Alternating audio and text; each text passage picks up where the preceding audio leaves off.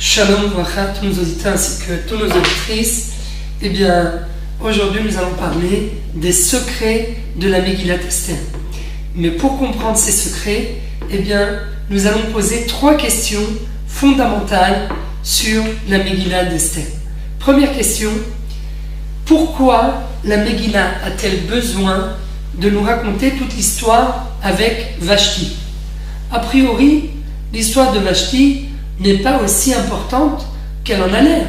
La Megillah aurait très bien pu commencer à partir du moment où le roi Achashverosh a choisi pour reine Esther Hamalka, la reine Esther, et à partir de là, nous raconter toute l'histoire de la Megillah. Pourquoi l'épisode avec Vashti est-il fondamental pour véritablement comprendre les secrets de la Megillah?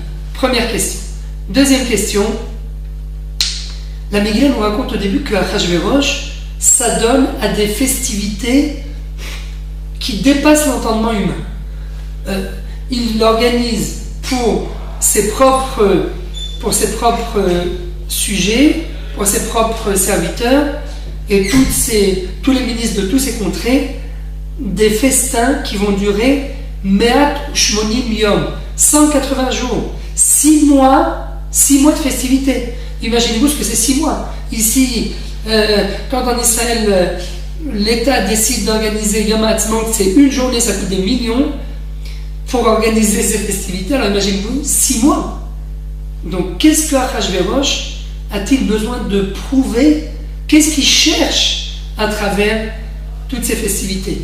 Et une fois avoir fini les festivités avec les ministres de ces royaumes, eh bien, c'est au peuple qu'il va faire des festivités, et c'est à tous ceux qui habitent à Shushan, dans la capitale, qu'il va y avoir en fait des festivités qui dépassent l'entendement humain.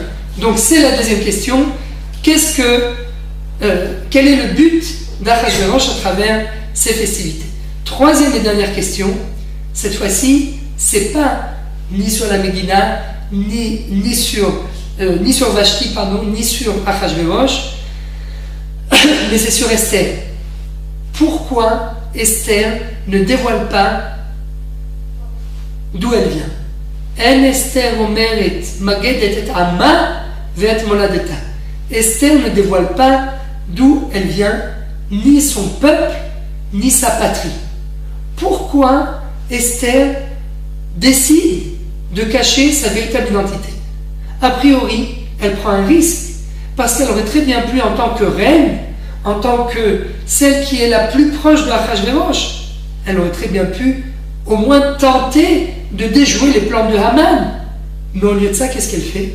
Elle garde le silence. Elle ne dit pas qui elle est.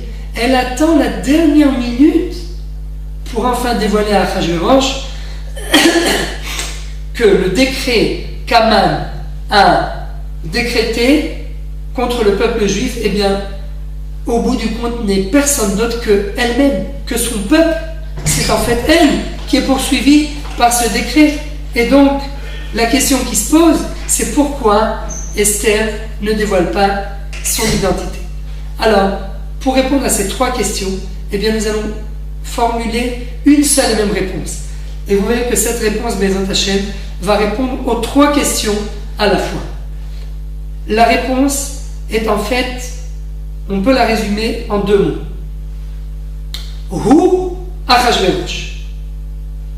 C'est une question que pose le Malbim, c'est un des commentateurs de la Megillah, et il nous pose comme question, il nous dit, mais pourquoi la Megillah commence-t-elle par le pasouk qui nous dit Vaïhi bimé Achashverosh, ce fut à l'époque d'Achashverosh, Hu Achashverosh. Lui, Achashverosh. Pourquoi la Megillah, a-t-elle besoin de nous reprendre les mots Hu Achashverosh? C'est ce Achashverosh. Alors que quand vous regardez dans toute la Megillah, eh bien vous voyez qu'en fait, Achashverosh n'est pas appelé Achashverosh, il est appelé Hamelech Achashverosh, le roi Achashverosh. Alors pourquoi la Megillah a-t-elle besoin de nous préciser ce détail au début de la Megillah, de nous dire Hu Achashverosh, c'est lui Achashverosh? Eh bien la réponse est donnée par Rashi. Rachi nous dit sur le mot Hamolech qui a régné, Hamolech Mehodu Ve'ad Kush, Medina, qui a régné sur 127 provinces. Eh bien, Rachi nous dit pourquoi il est écrit Hamolech et pas Hamelech, Hamolech qui a régné, mais à l'impératif. Eh bien, Rachi nous dit sur ce mot-là, Shemalach me'atzmo, Shelo haya mizera hamelucha.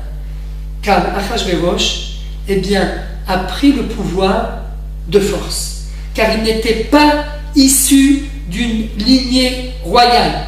Il ne descendait pas d'une famille royale.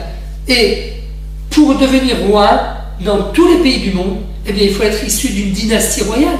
Regardez Louis XIV, Louis XV, Louis XVI, Louis XXII. Tout le monde est roi de père en fils. Alors que Achashverosh, lui, eh bien, il n'était pas issu d'une lignée royale. Il n'avait pas de sang bleu qui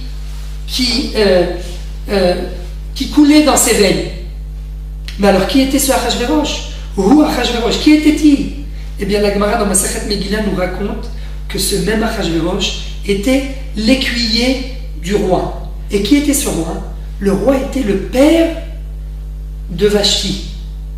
Et voilà qu'un beau jour, Achashverosh, pris par cet élan, par cette envie de vouloir gouverner, de vouloir régner sur des contrées, sur des provinces, eh bien un beau jour il se lève, tout petit écuyer qu'il était, il s'occupait des chevaux du roi. Eh bien un beau jour il se lève et il renverse le pouvoir, il prend le pouvoir en tuant le roi Belshazzar de l'époque qui était le père de Vashti. Et après ça, eh bien il se marie avec Vashti qui est la fille du roi. Et donc, comme on appelle ça en français, il devient roi par filiation. Vous savez, il y a des gens qui veulent avoir la nationalité, eh bien comment ils font? Ils se marient avec une personne qui a déjà la nationalité et ils deviennent eux-mêmes citoyens, français, israéliens, ce que vous voulez. Et ça s'appelle devenir citoyen par filiation. Car on devient citoyen quand on se marie avec quelqu'un. Eh bien c'est exactement ce qu'Achashverosh a fait. Il est devenu roi par filiation. Il s'est marié à la fille du roi et à ce moment-là, il est devenu lui-même roi. Seulement, le petit problème qu'il y a dans ce genre de manigance et dans ce genre de processus, c'est qu'encore une fois, faut-il être capable de convaincre le peuple, parce que le peuple, il a besoin, pour accepter le roi comme roi, eh bien il a besoin de preuves, il ne va pas accepter n'importe qui va venir et qui va devenir roi. Alors qu'est-ce que fait Achashverosh? D'abord, il essaye de s'emparer d'un maximum de provinces, 127 provinces. Il fait la guerre, donc déjà il prouve qu'il est capable quelque part, grâce à cette envie de gouverner, d'avoir l'emprise, la mainmise sur tout, il prouve qu'il a une certaine autorité. C'est certes, mais ça ne suffit pas. Parce que à tout moment, eh bien, quelqu'un qui a pris le pouvoir par force peut être renversé par quelqu'un de plus fort que lui. Et donc Achashverosh va entrer dans un processus de protection tout à fait hors du commun. Il va à chaque fois veiller à faire un maximum d'efforts afin de rester au pouvoir le plus longtemps possible. Entre autres, une des démarches qu'il va faire, eh bien, il va soudoyer le peuple. Comment soudoyer? Eh bien, une fois qu'il a conquéri 127 provinces, eh bien, il faut bien nommer des dirigeants dans ces provinces, des dirigeants qui vont être affiliés à Achashverosh, mais surtout qui vont être loyaux vis-à-vis d'Achashverosh. Et comment faire pour désigner des ministres qui soient loyaux vis-à-vis du roi? Eh bien, il faut les graisser, il faut les amadouer, il faut leur faire, d'abord, leur distribuer, comme on appelle ça dans le jargon en anglais, des jobs, des jobs. Un job à un tel, un job à un tel, un job à un tel, un job à un tel. Tout le monde est soudoyé. Oh, ce roi, il est pas mal, hein? Oh, vraiment, c'est quelqu'un de formidable. C'est normal, il a été soudoyé. Donc, d'abord les jobs, mais à part ça, il faut aussi que chacun puisse s'exprimer comme il veut, plus ou moins. Et c'est la raison pour laquelle il organise des festins à tous les ministres de ces provinces. Pendant 6 mois, c'est des fortunes colossales qu'il va investir pour, encore une fois, essayer de faire naître cette royauté, la royauté d'Achashverosh, de faire naître cette autorité à travers le fait qu'il soudoie les gens, et à travers aussi le fait qu'il essaye de les amadouer. Et c'est pour cette raison que la Megillah nous raconte toute l'histoire de Vashti, pour bien nous dire, sachez que Vashti, elle, était une femme issue d'une dynastie royale, chose qui n'était pas le cas de Achashverosh.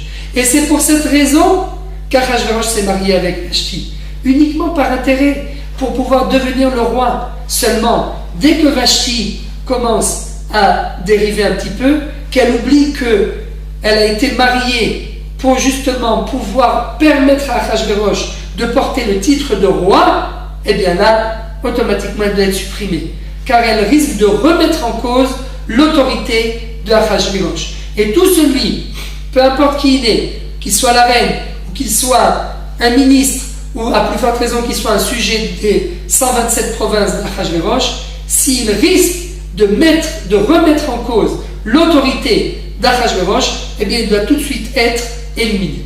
C'est pour cette raison, première réponse à la première question, c'est la réponse à la première question qu'on a posée. Pourquoi la Megillah a-t-elle besoin de nous raconter l'histoire de Vashti? A priori, c'est un détail anodin. Eh bien, la réponse est simple. Non, car la réponse est simple.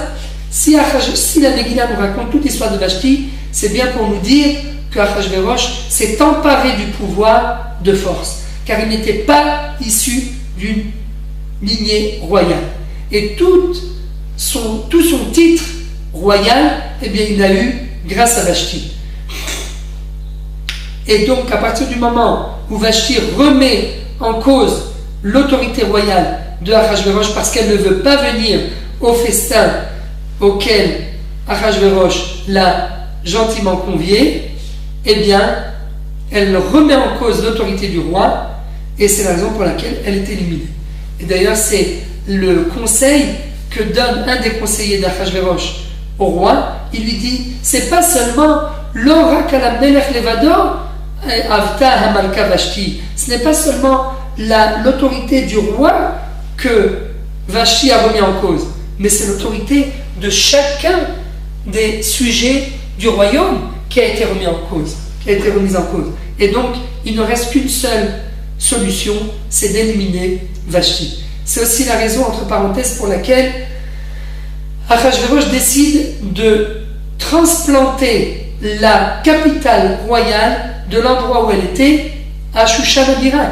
C'est pour cette raison que le deuxième passage nous dit Vayihi Bishnat Shalosh Nebolcho. 3 ans après que Achashverosh se soit emparé du pouvoir. En quelque sorte, il est très très fort, puisqu'il a réussi en 3 ans à conquérir 127 provinces. Mais au bout de ces 3 ans, et après avoir conquéri 127 provinces, eh bien maintenant, encore faut-il faire régner l'autorité dans toutes ces provinces. Et c'est pour cette raison, comme on l'a dit d'abord, qu'il a fait des festins dans toutes ces provinces, mais également pour cette raison qu'il va essayer d'établir une constitution, car il n'y a pas de constitution. Il est né de nulle part, ce Achashverosh. Donc il faut bien créer une constitution. Et c'est pour cela que tout au long de la Megillah, on voit que Achashverosh prend soin de noter chaque détail de tout ce qui s'est passé avec lui, pour que, en quelque sorte, Achashverosh entre dans l'histoire de son peuple. Un petit peu comme Louis XIV, Louis XV, Louis XVI. Il y a toute une histoire des rois de France. Eh bien, c'est le même principe avec Achashverosh. Et c'est pour cette raison que la Megillah nous fait part de l'épisode avec Vashti. On a posé une deuxième question. On a dit pourquoi Achashverosh a-t-il besoin de faire des festins pendant autant de jours, eh bien c'est la même réponse, en quelque sorte pour amadouer, comme on a dit tout à l'heure, ces sujets éparpillés à travers toutes ces provinces, afin qu'ils acceptent l'autorité du nouveau roi Achashverosh. Et pour terminer avec la troisième question, eh bien la troisième question qu'on a abordée était très simple. Une question a priori qui se pose, qui est tout à fait logique. Pourquoi Esther ne dévoile pas d'où elle vient exactement? De quoi a-t-elle peur? Elle a peur qu'on apprenne qu'elle est juive, mais peu importe, puisque de toute façon, elle a trouvé grâce aux yeux de Achashverosh. Vatimtsa chel lefanav. Elle a trouvé grâce aux yeux du roi. Donc, pourquoi cacher son identité? Alors, vous allez me dire, c'est vrai, on est tous un petit peu, on ne peut pas se permettre de juger Esther, car à un moment ou à un autre, chaque juif, parfois, quand il s'est senti un petit peu pour pouvoir aboutir à un poste de travail, ça peut arriver qu'un juif cache un petit peu son identité, chose qui est très grave, car quand on cache son identité, eh bien ça veut dire qu'on essaie quelque part de se mêler au pays, de se mêler à la population, et à travers cela, eh bien c'est un petit peu oublier d'où nous venons. Nous ne venons pas ni de France, ni du Maroc, ni de New York, ni de la Russie. Nous venons d'Eretz Israël. Le fait qu'on ait été éparpillés dans les quatre coins du monde, c'est un accident. C'est provisoire. C'est juste le temps que tout le peuple vienne se réunir enfin sur sa terre et qu'il vive la vie du peuple juif, car la définition d'un peuple n'est autre qu'un groupe de personnes qui résident dans le même territoire, qui parlent la même langue, qui sont indépendants, exactement comme à l'époque du Beth Amikdash. Donc, Rabotai, n'oubliez pas, ne jamais cacher son identité. Mais la réponse à notre question, eh bien, ce n'est pas celle-là. Quelle était l'appréhension d'Esther à cause de laquelle Esther a dû cacher sa véritable identité? Eh bien, la réponse est simple. Esther, elle, à la différence de Achashverosh, était issue d'une lignée royale. Elle était issue d'une dynastie royale. Car Esther, comme nous dit le passouk dans la Megillah, eh bien, qui était la cousine de Mordechai, mais tous les deux étaient descendants du roi Shaoul, qui était lui-même de la tribu de Binyamin. Mais le roi Shaoul, lui, eh bien, c'était un roi. C'était quelqu'un dont le sang qui coulait dans ses veines était un sang bleu. Il était issu d'une dynastie royale. Et étant donné que tout le complexe, comme on l'a dit tout à l'heure, d'infériorité, le complexe d'infériorité de Achashverosh découlait du fait qu'il n'était pas issu d'une lignée royale, et c'est pour cette raison qu'il a éliminé Vashti, eh bien, Esther, elle, qui savait cet indice, cet élément essentiel dans toute cette histoire, eh bien, a préféré garder le silence pour ne pas mettre en péril l'avenir du peuple juif.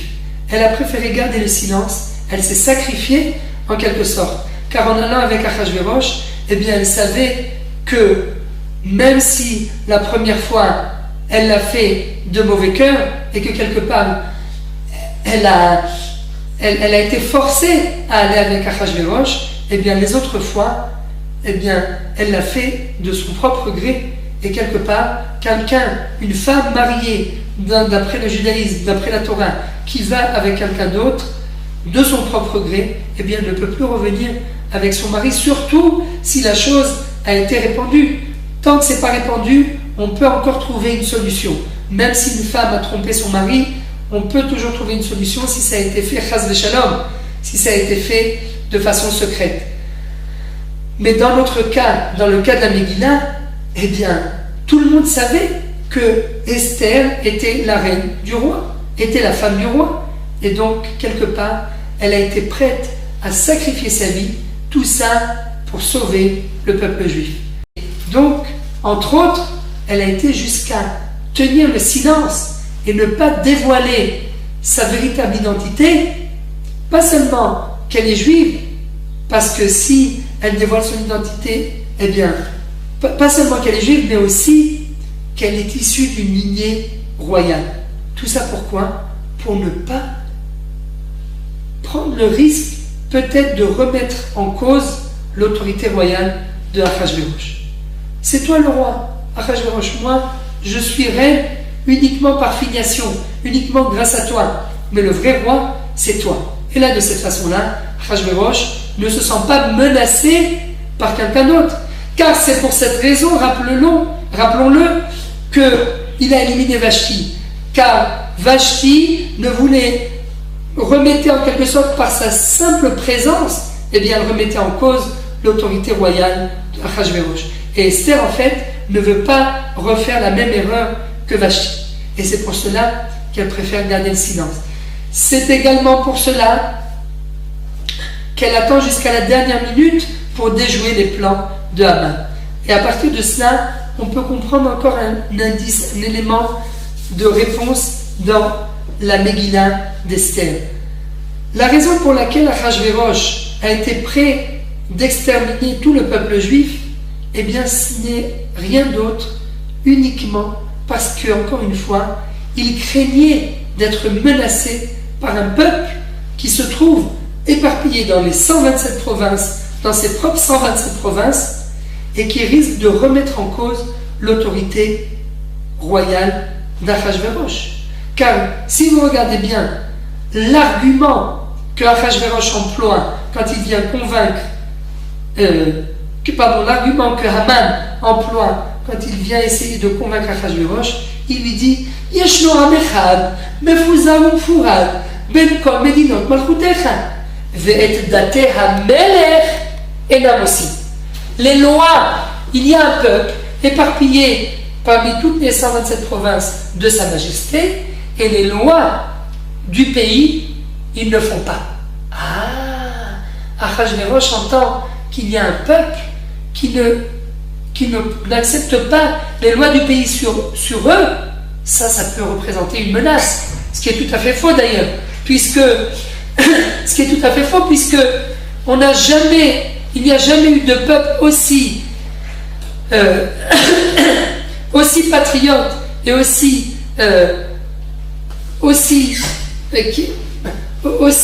memouchma, j'ai oublié comment on dit en français, aussi ordonné que le peuple juif, bien que nous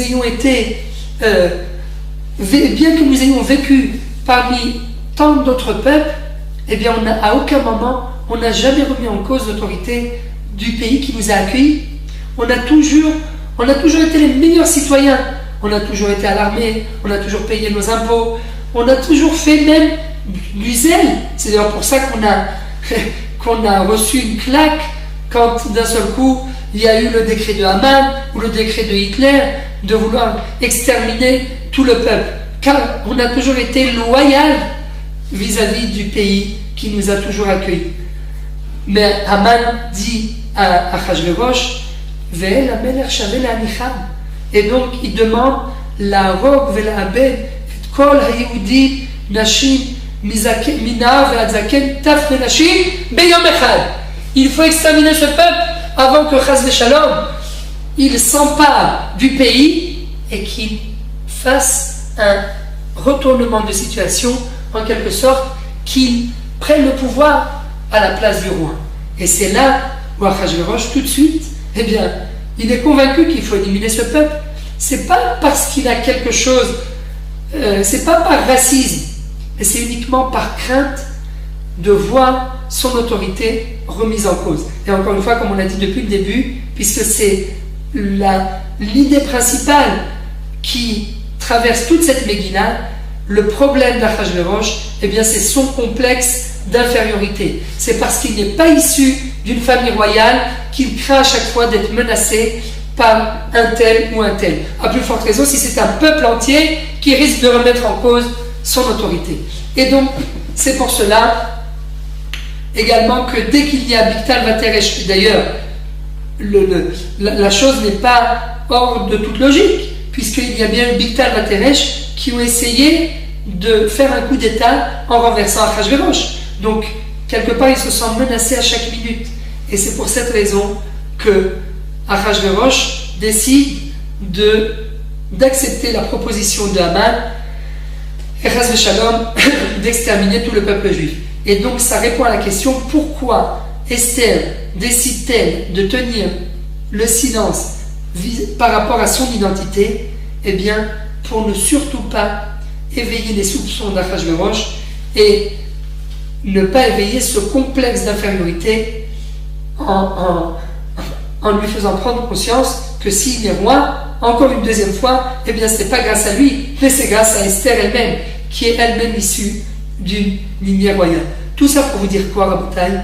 Qu'en fait, le message de la Megillah, c'est qu'Akadosh Baruch Hu, à aucun moment, il ne prend le libre arbitre de l'homme.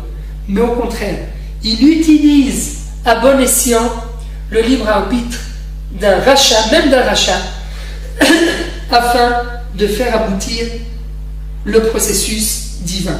Et c'est pour cela qu'Akadosh Baruch Hu, eh bien, se sert en quelque sorte de cette volonté d'Achashverosh de vouloir régner. Eh bien, il se sert de cette volonté quelque part pour nous transmettre à nous un message, pour nous rappeler que nous ne devons pas cacher notre identité, que nous sommes toujours à l'époque de la Megillah, nous sommes toujours en galoute, que nous devons rester fiers d'être juifs, que nous devons nous rappeler que nous appartenons à Eretz Israël, à la terre d'Israël, que la Babylonie ou les États-Unis ou la France ou tout ce que vous voulez n'est qu'un pays d'accueil, mais ce n'est pas notre patrie éternelle. Un beau jour, il faudra rentrer au bercail.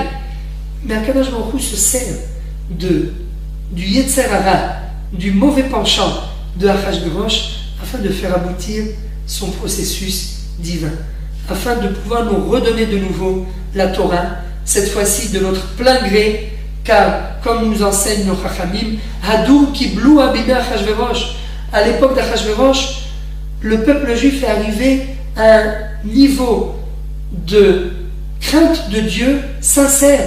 C'est de leur propre gré qu'ils ont jeûné, c'est de leur propre gré qu'ils ont accepté sur la Torah. Pas comme à l'époque du don de la Torah, où Akadosh Baruch Hu a déraciné une montagne, il nous l'a mise au-dessus de la tête et il nous a dit c'est où vous recevez la Torah, ou alors c'est ici que vous serez enterrés. Donc on a été obligés, bien qu'ils aient dit Naaseh v'nishma, malgré tout ils ont été menacés pour recevoir la Torah. Pourquoi? Comme nous l'a dit le Maharal à l'époque du don de la Torah, pour ne pas qu'un homme un beau jour puisse se rétracter et dire c'est moi qui ai reçu la Torah de mon plein gré, eh bien hier je la voulais, aujourd'hui je ne la veux plus. Adoni, tu as accepté la Torah, tu dois l'accepter de ton plein gré. Akadosh Baruch Hu nous met le fusil sur la tempe et il nous dit acceptez-la malgré vous. Et là, à ce moment-là, quand quelqu'un accepte malgré lui, eh bien c'est fini. Il ne peut plus se rétracter. Parce qu'il l'a accepté, qu'il le veuille ou qu'il ne le veuille pas. C'est vrai qu'on l'a voulu, c'est vrai qu'on a dit Naaseh v'nishma, mais on l'a accepté malgré nous également. Il fallait ces deux approches pour que la Torah soit en quelque sorte ancrée en nous de façon naturelle. Qu'on ne puisse pas un beau jour se dénouer de l'alliance qu'on avait fait avec Akadosh Baruch Hu. Seulement, à l'époque du don de la Torah, encore une fois, la Torah en quelque sorte on l'a acceptée sur nous de façon un petit peu malgré nous, pas complètement de façon voulue. Eh bien c'est pour cela qu'il fallait à l'époque de la Megillah nous la reproposer, nous la faire accepter uniquement de notre plein gré. Et c'est pour cela que, comme nous enseigne les Chachamim, Hadou Kiblou Bimé Achashverosh, on l'a accepté de nouveau de notre plein gré, car on a jeûné, on a eu peur, on a prié pour essayer d'annuler ce mauvais décret. On a fait Teshuvah, on a accepté sur nous la Torah, on a accepté sur nous la providence divine, la royauté divine. Ol Malchut Shamayim, c'est ça qu'on a accepté le jour de Purim. Et c'est tout à notre honneur, c'est uniquement dû à nos efforts, à nous, à notre volonté, à nous-mêmes. Et donc c'est pour cela, pour pouvoir aboutir à cette prise de conscience volontaire du peuple juif, de vouloir accepter Dieu, de vouloir son propre gré, eh bien apparemment il fallait passer par ces épreuves.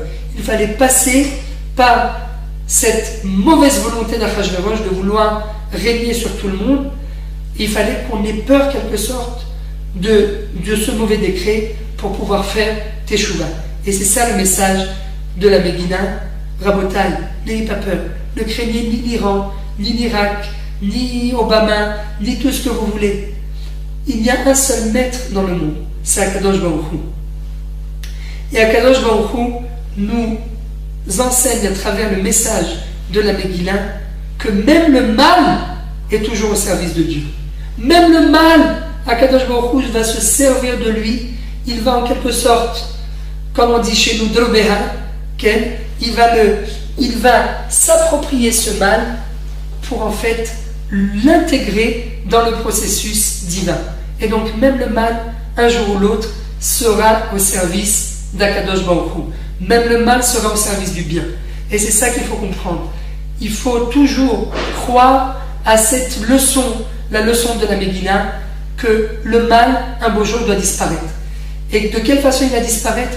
En se mettant au service du bien. Et donc nous n'avons pas à avoir peur. Il faut se rappeler que tout ce qui nous arrive, tout ce qu'il arrive à un juif dans sa vie, eh bien, c'est que pour son bien. C'est pour essayer de le faire prendre le droit chemin, pour essayer de lui faire tchouva. Mais le but, le principal but, l'ultime but, eh bien, c'est que le juif se rapproche d'Akadosh Baruch Hu de son propre gré. Alors, Bezat Hashem, on a compris la leçon. On n'a plus besoin d'épreuves. On n'a plus besoin de douleur, chas v'shalom, de la part d'Akadosh Baruch Hu. Maintenant, c'est le temps d'accepter Akadosh Baruch Hu, d'accepter sa Torah uniquement de notre propre gré, uniquement avec douceur, avec berachamim, avec miséricorde, que tout nous coule de source. Et Bezrat Hashem, que grâce à cette nouvelle alliance que nous allons, encore une fois, comme chaque année, recréer entre nous et Akadosh Baruch Hu, demain, le jour de Purim, et bien qu'Akadosh Baruch Hu nous envoie Bezrat Hashem, le Mashiach Tzidkenu, Bimera V'Yamenu, Amen Kel Yeritza.